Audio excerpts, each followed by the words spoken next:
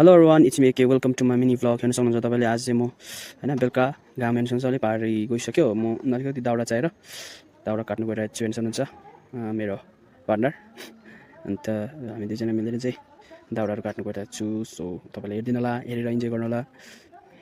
गाइसहरू हेर्न सक्नुहुन्छ तपाईँले रुखमा एउटा पत्ता छैन, भुइँतिर मात्रै छ। चिसोले गर्दाखेरि एकदमै चिसो भएर चाहिँ हाफप्यान्टमा आएको थियो। अघि त कुदेर आएको थियो, गरम भइरहेको थियो। अहिले त एकदम चिसो भएर सेन्टी भइसक्यो।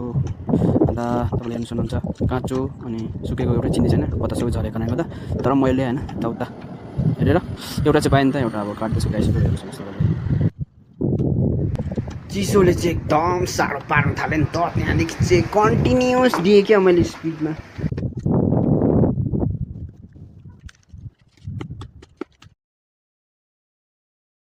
बोरामा लगाएर लानु।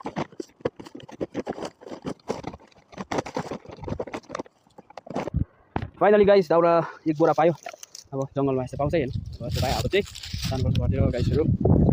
भ्यूहरू चाहिँ यस्तो छ क्या, रमाइलो तर एकदम चिसो छ, एकदमै चिसो चिसो अहिले।